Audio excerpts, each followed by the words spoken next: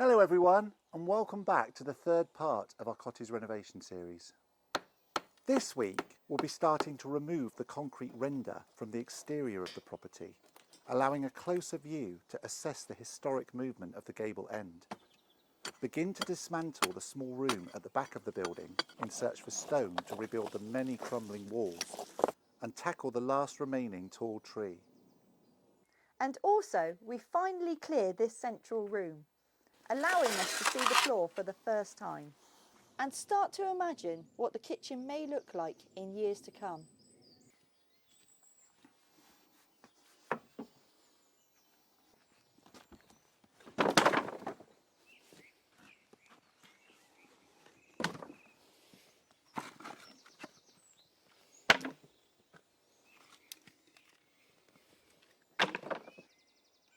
So first off today, I just want to take a little look at this crack that's formed on the gable end.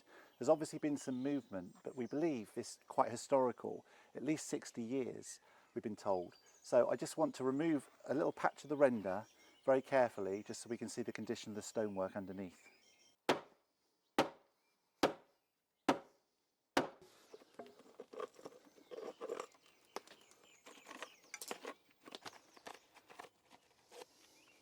I can tell that this area is blown, so this could sort of fall off in big chunks, but round here is actually pretty solid.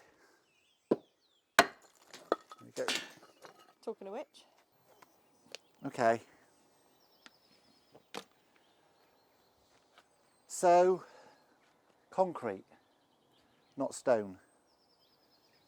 So this, I suppose that makes sense really, so this must be an extension.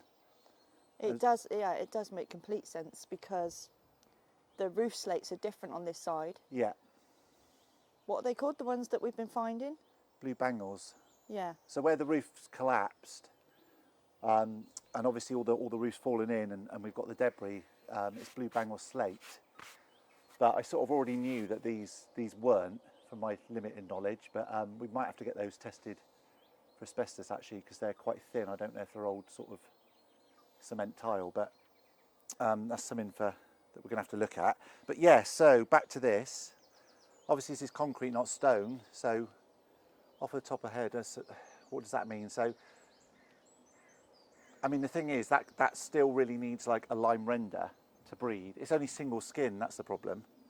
So what are our options? We either need to strip all the render off, but we were going to point down that end, that's the thing. That's right. So we'd have, if we do continue to point down that end, we'd have half point, half render, which I don't know how that would work.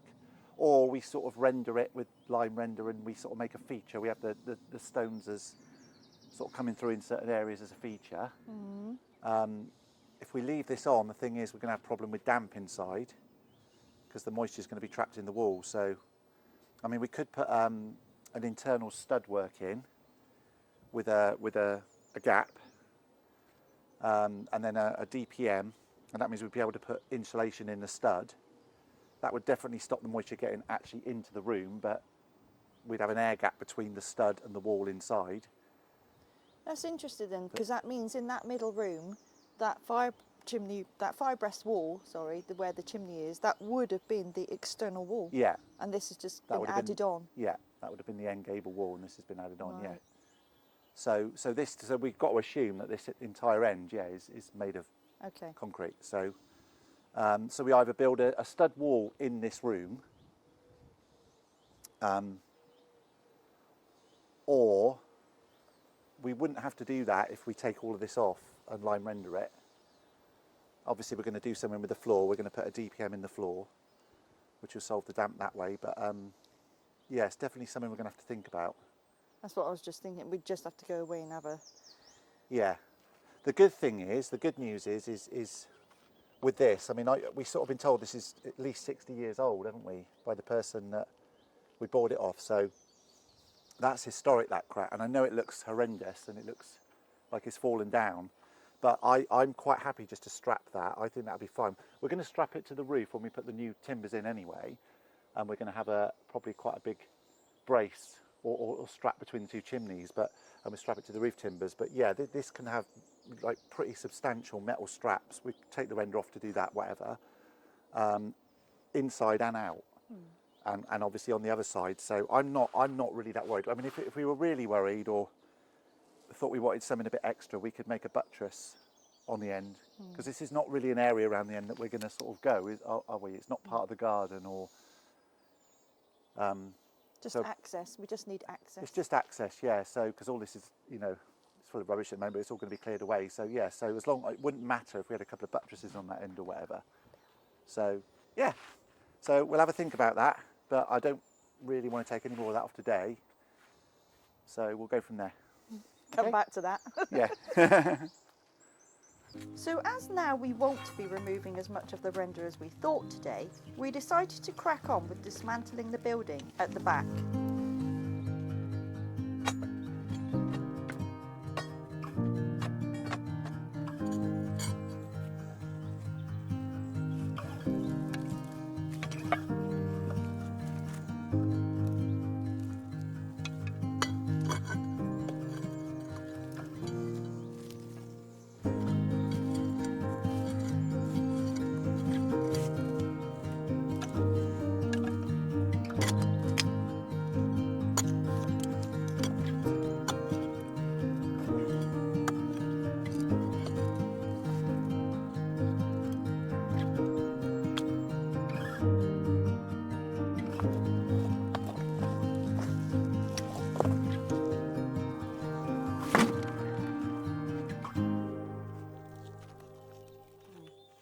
Actually, darling, some of these are, they're massive.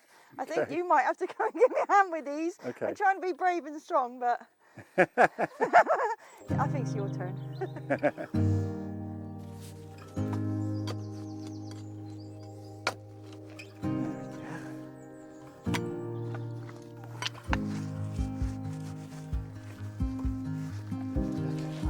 Lovely. What is nice stone, isn't it? I know.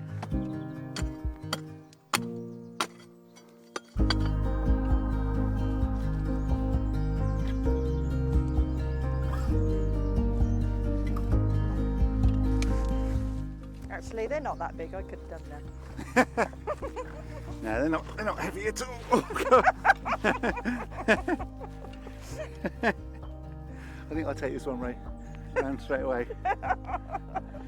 That's right, I'll just stand here a bit longer holding it. That's all right. Just as we were getting somewhere, I noticed a little coal tit fly into a hole further down this wall. This means we have to stop work here until later in the year when the birds have finished nesting. So now that we've made inroads into dismantling the building at the back, it's time for Michelle to have another go at clearing the entrance. As this is tough work, it's little by little.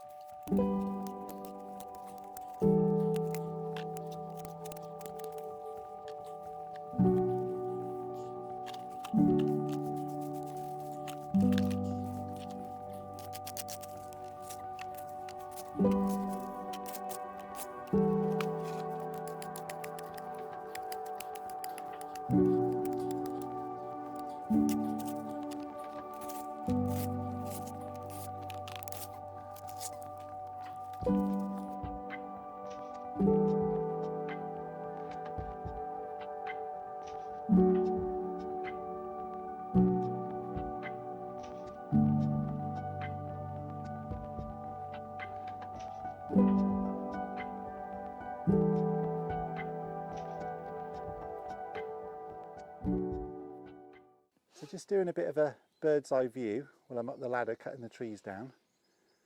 We did actually have a drone, but Michelle flew it into the tree, which was nice.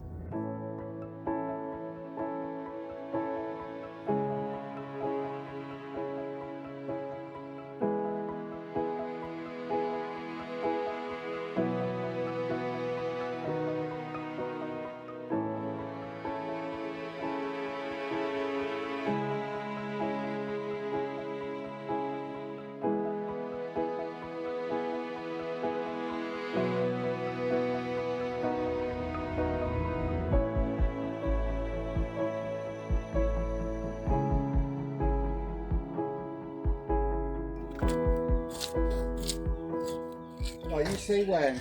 Yeah, not yet. Right. Okay. Please be careful though, darling.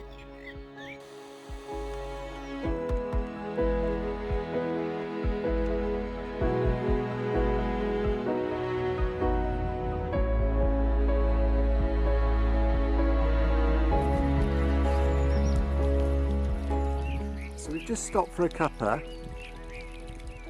and Michelle's just rescuing a drowning dragonfly.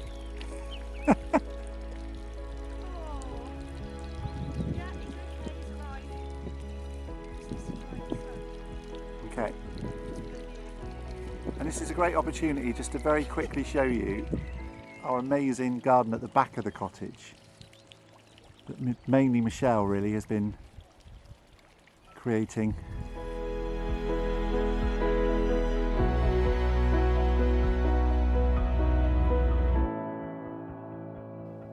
So now we've had our cuppa, it's time to crack on clearing out the middle room of the cottage. Little did we know what a momentous challenge was ahead.